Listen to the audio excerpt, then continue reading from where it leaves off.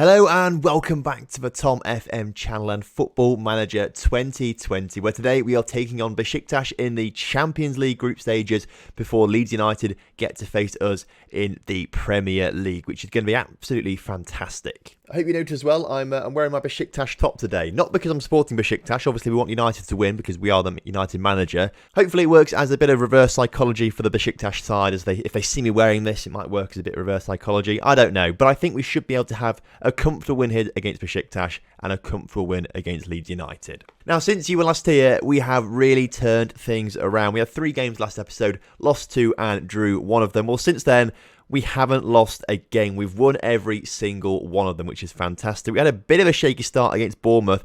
Calvin Phillips scored in the 11th minute, and I thought, well, is this going to be another defeat?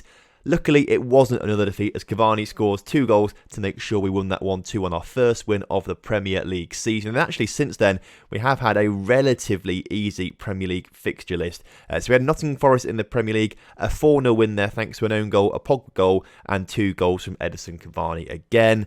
Lokomotiv in the first game of the Champions League, and we won that 3-0 with Bernardeschi, Cavani, and Aya scoring the goals in that one. So that was a nice routine win for us. We then took on Wolverhampton Wanderers with scoring a goal in the 46th minute off the back of a corner. That was a particularly good win. Very pleased with that one. This season in the Carabao Cup third round, we took on Tottenham Hotspur again. Last season they beat us. This season we beat them, which I was really pleased with. So that was fantastic to see. Into the 4th round against West Ham United, but we probably won't do that in episode, so don't worry about that too much. And then last time out, we took on Newcastle United back in the Premier League. Daniel James with 1 and Cavani with a hat-trick to ensure we won 4-0 and get another 3 points on the board. After all that, we've played 7 games in the Premier League and we now find ourselves 5th in the table, 2 points behind Arsenal, but we are 5 points and 6 points behind the top 3 respectively. Everton doing surprisingly well so far in 2nd place. What is fantastic is that Edison Cavani has found his shooting boots. 9 goals in 9 games so far, so that's really good to see. Outside of Cavani, no one else is scoring goals. We've got a few players on 1 goal, which is a little bit worrying. I'd like to see more players with a few more goals, but if Cavani scores them and we keep winning games, then we're not going to be too fussed about that, I don't think. What I meant to talk about last episode as well was Ashley Young has retired from football. I've tried to sell him numerous times and no one ever wanted to buy him, so thankfully he is now gone, Ashley Young, which is good stuff, and we've got obviously better players in his place now because we signed a few last episode, of course. So as we head into today's first game against Besiktas in the Champions League, away from home as well, may I add, this is the lineup we're going to be going for, and as you can sort of see from the match sharpness of players, you can see that I've got a usual starting 11 substitutes, and then just players that I've just not really used at all season. In fairness, Goretzka has been injured, so he's not been playing too much. Naturally, thinking about it, let's put him on the bench instead of McTominay today. Let's try and get him a bit of game time today, perhaps.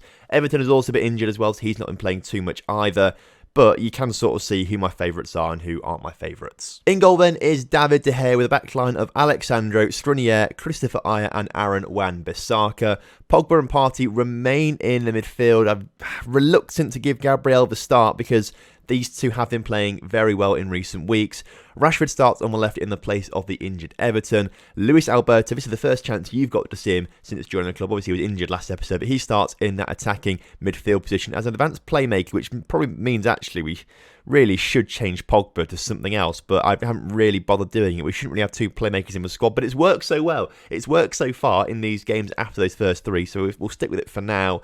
Bernardeschi on the right, and Cavani, of course, with his 9 goals so far this season, starting up front. So then kickoff is upon us here today against Besiktas, and hopefully we get a good win here today. I'm very, very confident in our abilities to progress past the group stage. We should be winning every single game in the group stage. Celtic beat Besiktas last time as well, and we are much better than Celtic, so really it should be a routine win. First chance of the game, and it's put into the box from the free kick, and Rashford puts it in the back of the net, which is absolutely fantastic. However, it has been called offside, and well, that's it. 0-0 still, apparently, which you hate to see. I think Cavani may have been just offside there from Sandro's free kick, but we should be creating plenty of chances like that in today's episode, and hopefully we'll grab another goal as Bernardeschi gets on the end of the ball there. Thomas Partey in towards Marcus Rashford. Alexandro can put a ball into someone as Pogba gets out to Luis Alberto. Sandro once again on the ball into Rashford. Rashford, Luis Alberto, Wan-Bissaka. Someone take the shot. Partey does. And to be fair, it's a great save from Besiktas goalkeeper in the end. We have a corner resulting with Luis Alberto putting it in. Cavani's header, again, saved by the keeper. We are playing really well though, as finally it does get put in the back of the net. This time a Luis Alberto free kick onto Skriniar, who made his way into the area. Wasn't even a header, I don't think, just like a volley or a normal shot, but completely unmarked in the box. It was a header in the end, actually. It's a bullet header, to be fair.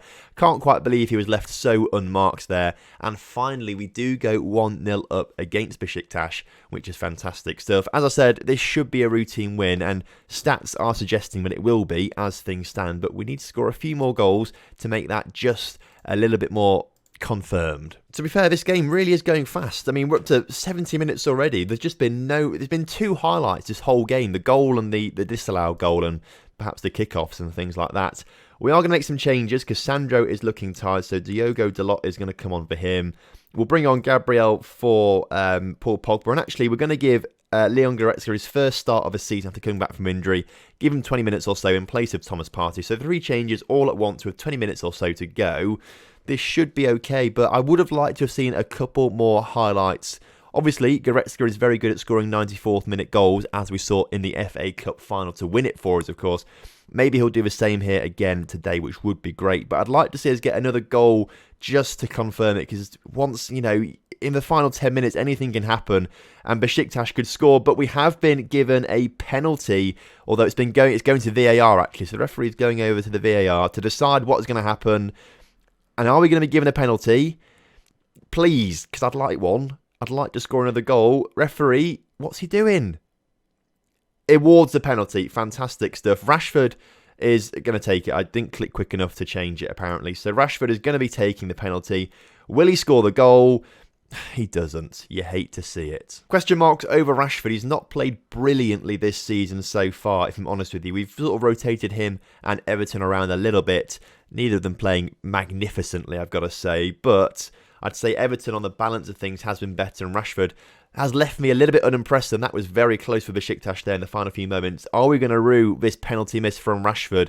As with 3 minutes of added time to go, we have a highlight, and hopefully it goes in our favour. We have just given the ball away. Hutchinson is now through for Besiktas.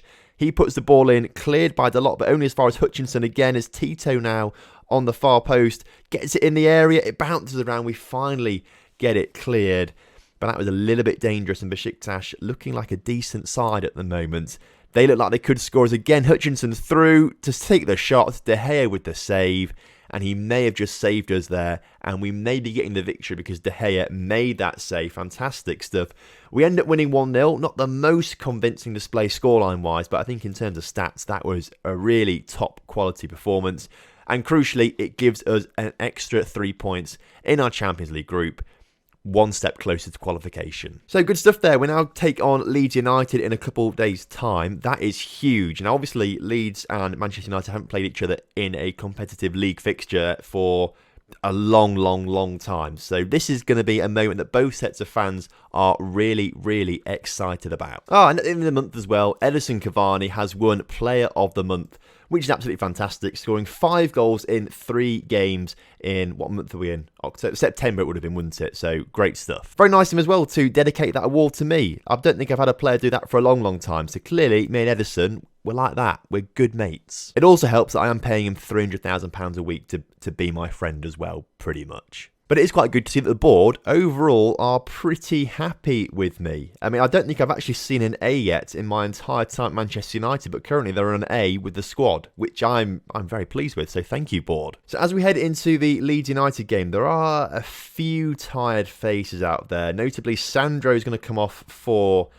Let's put Dalot on the pitch for this one. Let's see what he can do out there. And also, Pogba's going to come off for Gabriel. We're going to give him a chance out there to show what he can do.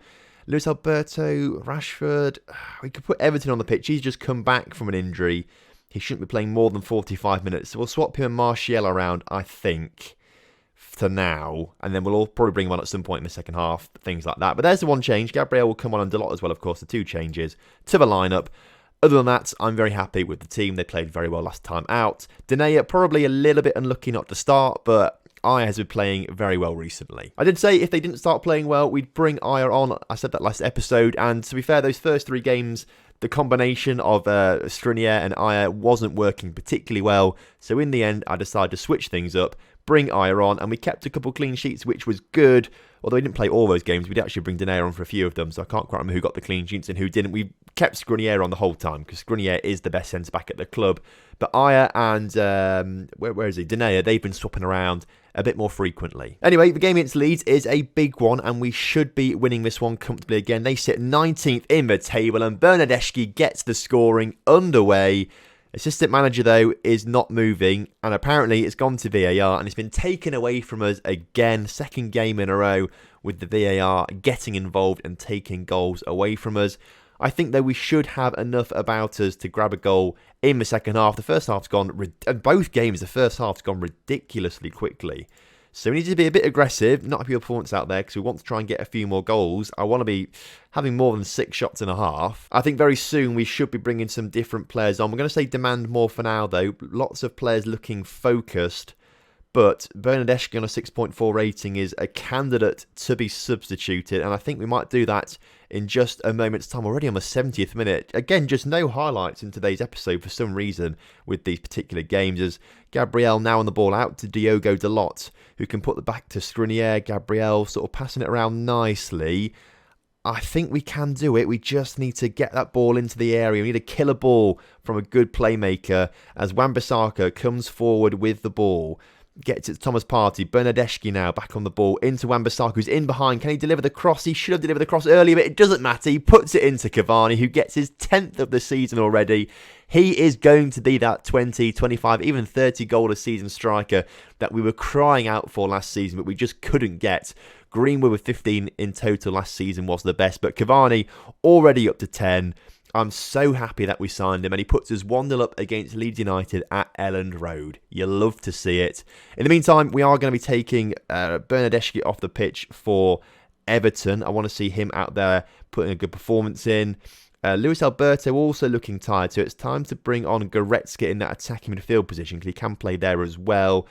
And very shortly, we might bring Greenwood on for... In fact, let's just do it now. Let's get Cavani off. Let's give him a rest for the next few games. He scored his goal today. Let's give Greenwood a chance to get a goal as well. 3 substitutes at the same time with 10 minutes to go.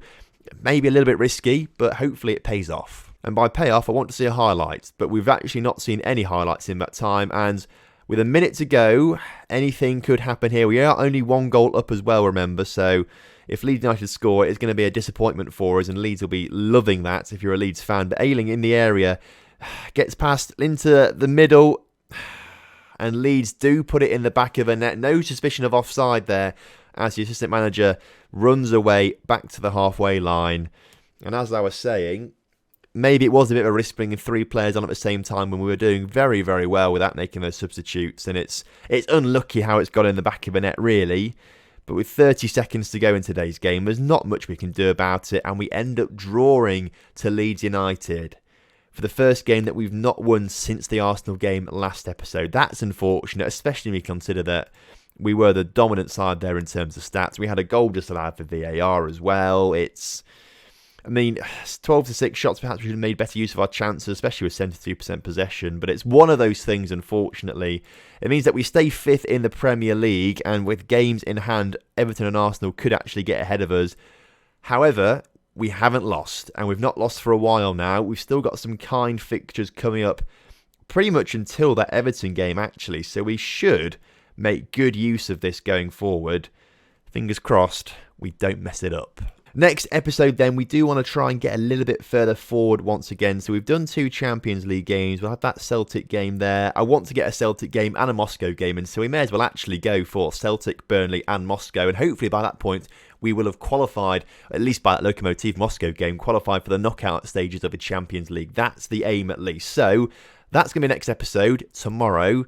Enjoy that one when it comes around, because that's going to be an absolute belter. In the meantime, though, thank you for watching today's episode. I hope you have enjoyed it. And if you have done, please do drop a like on the video for me and subscribe to the channel if you are new around here. And I'll see you next time for some more Football Manager 2020 action.